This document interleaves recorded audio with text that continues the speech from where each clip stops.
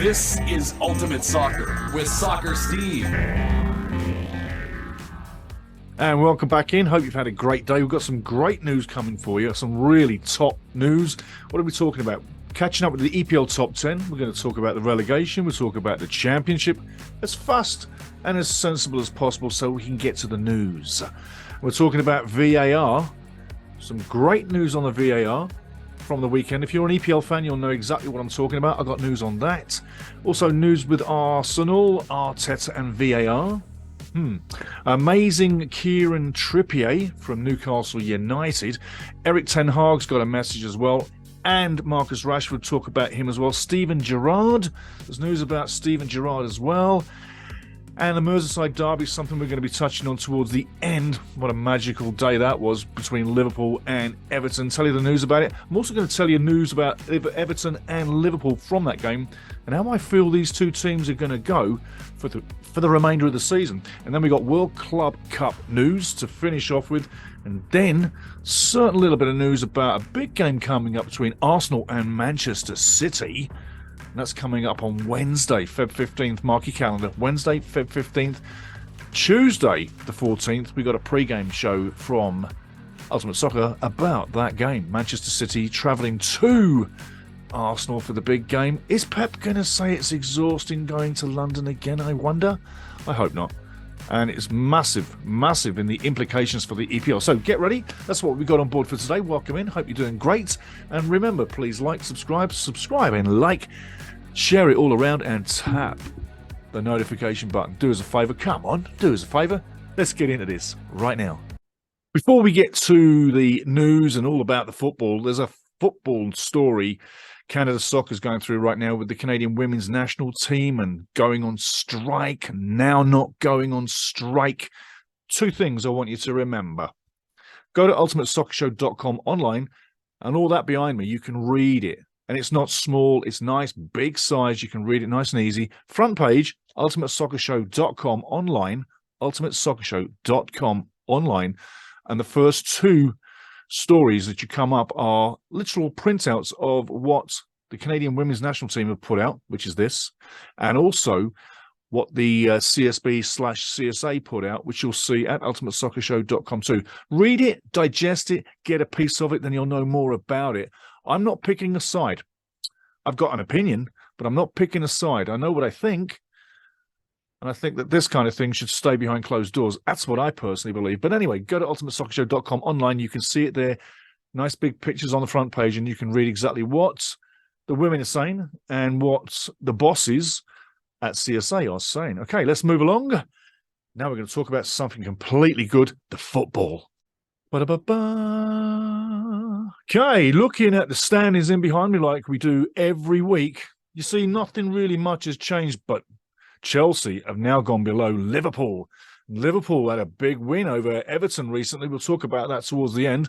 But the table still doing what it's been doing for a while. However, Man City is closing that gap on Arsenal, and the big game's coming up on Wednesday. Manchester United is also having a very good season. And you can see that Ten Hag is building a great team. We've got some news about Ten Hag coming up real soon. But you can see that Ten Hag is really building United into a top four team. Amazing work, considering he hasn't been there that long. But let's say, big game coming up Wednesday, Man City, Arsenal. That's going to have some big implications where the title's going. But as I say, the table really isn't changing too much. Let's have a look at the relegation right now.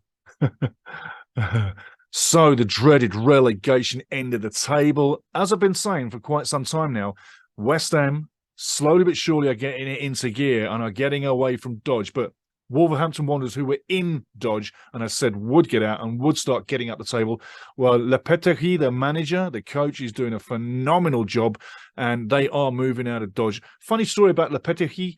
He says, when we lose, I don't eat. Can you imagine that? You lose a game, he's like, that's it. I'm not eating. Done. No, my stomach's upside down. I feel so bad. I'm not eating. I mean, come on. That's rare, hey? Well, he's not having a rare steak. That's for sure. I hope not. Anyway, but Lopetegui, the Wolverhampton Wanderers manager, he's like, if we lose, I don't eat. I think that's fantastic. Sends a message to your players, yeah, like, get hungry. But Wolves are moving out of Dodge like I said they would. Forest moving out of Dodge like I said they would. And Leicester Brendan Rodgers is slowly getting his team back into gear. And last time out, 4-1 over Spurs. What a brilliant game that was. And you got to say, where are you, Tottenham? You keep throwing it away. Every time there's a chance to get in that top four, you keep moving away from it with bad results. Let's hope Conte heals well with his gallbladder. Right, moving along. Yeah, we're going to see about those games on the weekend briefly. But as for the bottom three, Everton, Bournemouth, Southampton, I say this much. Bournemouth, Southampton, gone. Gone. Forget about it. And Everton, Leeds, it's going to be either you two, one of you two is going down, Everton or Leeds. And right now, you're both on the bubble. It's a tight call. Dykey's just gone into Everton, and Leeds are still to get someone in. We'll have news about that Leeds hiring moving along here just in a couple of minutes. But the bottom three is the bottom three. But like I say, Everton and Leeds, you guys look like you could be the ones to duke it out for that third slot. Now, let's talk about something that's really troubling people, the VAR. Oh.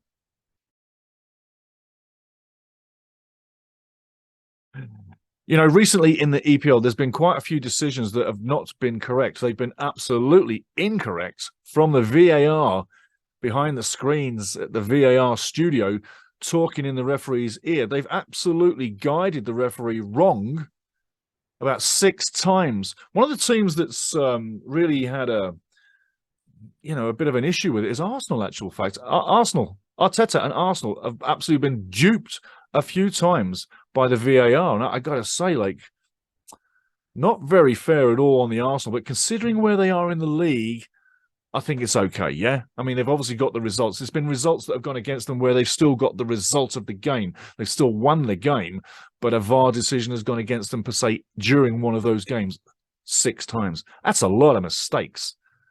Recently, one of the mistakes from the VAR, Mr. Brooks, one of the referees, was they forgot to put the lines in, the red and the blue line, in when looking and checking for an offside. They just visually checked it on screen and went, oh, yeah, that's not onside. It's an offside, or it's offside when it was onside. They didn't put the lines in.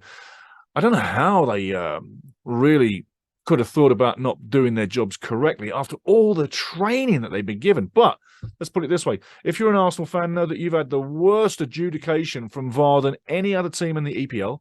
And for your sakes, I hope it gets better. But for your sakes, you're first in the league. And I mean, really, what else do you want? If you could stay top of the league and get all the worst decisions in the league till the end of the season and win the league, you'd want all the worst decisions VAR could throw at you, right? Okay, just saying. Let's move on to something great. Kieran Trippier from Newcastle United. Wait till you see this picture. Unreal what he did in the game. Unreal. Kieran Trippier standing on a line right there, just where the ball is, yeah? Well, what just happened? That was a game against Bournemouth for Newcastle United. Obviously, Kieran plays for Newcastle United. And the keeper's been beaten. Pope's been beaten by the offence. The ball's come in and it's going in the net. And all of a sudden, Kieran Trippier stands up on the line, stops the ball on the line, okay? Not only does he stop the ball on the line, he takes another touch to move the ball slightly to the right. Then he takes another touch to move it forward. And then he hammers it out. So he actually touched the ball 3 times on your line. If he'd have took a touch on the line and it, deflected and went in, which is the real danger there, he would have looked like a real fool in his own team's eyes. But he takes 3 touches on the line and then hammers it out. I tell you what, that was absolutely one of the best stops on the line, a show of skill from a defender and calmness under the attack. Because don't kid yourself, them red shirts, they were running in. And, they were running in on your man, Kieran Trippier, right there. It was a fantastic block, fantastic clearance. And, man, has the guy got balls, I'd tell you. And let's talk about Erik ten Hag for a second. And he's got a message for the ownership coming in. So, Erik ten Hag, I mean, them guys over my shoulder, you know who they are. They're the Glazers. So right now, Erik ten Hag has a message to owners of Man United. Now, I hope and pray, just like many other honest, good fans, that the Glazers move along and go somewhere else, because they're just not Man United lovers. And people who love Man United want to see him gone. So is it going to be the Emir of Qatar or Sir James Ratcliffe? You know, the Emir's got some interest right now, some interest. And Erik ten Hag, my friend here, doing a great job at Man United. Fantastic coach. Did a fantastic job with Ajax in Holland, Nederlanden. Fantastic, John. Fantastic, man. Doing a great job. Now, he's got one message. That message is to this owner, the Glazers, or the next owners. Get your checkbooks ready because we're going to be spending, because you've seen what I've built already. Well, I need to finish the project and add to it so that we don't end up falling by the wayside over 5 years like other teams at the moment, like Chelsea and Liverpool. He wants to go bigger, better, stronger than that. So the message is, you new owners, whoever you may be, maybe it's the Emir, or maybe Jim, but not the Glazers. But the message is firmly, get your checkbook ready. Okay, Marcus Rashford has just got a message, and he's just achieved something. Let's get to it. No, this is not the Manchester United show, but Erik ten Hag has got a message for Marcus Rashford. And hey, by the way, let's applaud Marcus Rashford, coming in some fantastic form ever since Erik ten Hag became the manager. Unbelievable, great timing. But I tell you what, I guess Erik ten Hag is the reason why Marcus Rashford is doing so damn good, because he is just lighting the show up. Now, he's got 20 goals on the season already. That's a big number. That's a big number. Erik ten Hag has told him, you better get 35 goals. I want 35 goals out of you before the end of the season. So, Marcus, and if you haven't seen it, you need to watch the highlight reels, because that's what Marcus does every time he scores now, is this blank stare and the finger to the head. I reckon he's like, I got my game on. I got my mind on my game. I guess that's what he's saying. Nothing more than that. You know what I'm saying? But let's talk about Leeds United and Steven Gerrard right now. Okay, Steven Gerrard, ex-Rangers manager. He did a great job at Rangers for 3 years. And ex-Aston Villa manager. I thought he got fired too soon. But you know what? He's looking for work. Leeds United are looking for a manager. And I tell you this, with a handful of games to go, can Steven Gerrard go in there and save them? I don't know that he can. But I mean, I don't know that anybody can. I think at this stage, it's up to the man who takes the stage and gets that team shaped as he wants them to shape up. Now, you've seen Sean Dyche take over at Everton recently. We'll get to that very soon. But with Steven Gerrard, I liked what he did with Rangers, but I'm not too sure I liked what he did with Villa, considering how easy Unai Emery has turned Villa around. So Leeds United, careful what you wish for. He might not be the guy to save you. However, here's the deal. Steven Gerrard and Leeds are talking right now, and so is Nuno Espirito Santos, the old Wolves coach as well. So Steven Gerrard's not the only guy that Leeds are interested in talking to, and coaches around Europe have said, no, not interested in your job. Thank you very much for the invitation, but I am not coaching Leeds United. So they're having trouble getting a coach, and that shows you how long it's taking him to fill that chair. Everton didn't take too long, but Leeds seem to be taking a lot longer. And the longer it goes without someone at the helm, that's more pressure on the club owners. That's more frustration and anger from the fans. And that's the more chance that you're going to get demonstration and boycotts on game day. And the owners will stay away like Everton's owners were told to. So it gets really, really dodgy when there's no coach in charge of the team, especially when you're in the relegation battle. So, got to say, Leeds talking to Stevie Gerrard, you may well see him sign for him. And if it's to the end of the season to see what happens and then add on, fine. But I'd say they're going to take him on for a 2-year deal minimum. They have to. They can't just take him on for the end of the season. That's a little bit of a slap in the face for Gerrard, because, I mean, he has got some quality as a coach, yeah? But I think you'll see them sign for 2 years, minimum 1, but 2 years, and then see what happens with Stevie Gerrard and keeping him in the division. They got to duke it out with Everton, basically. So that's what I'm saying. Let's get into the Merseyside derby. Okay, the Merseyside derby came off today at Anfield, home of Liverpool. Beautiful stadium, and a stadium that's got so much history behind it. Man, oh man, I've seen so many games in that building. Incredible history. And you got to say, Everton from across the park got some great history in their building too, Goodison Park. But today, Everton travel to Anfield.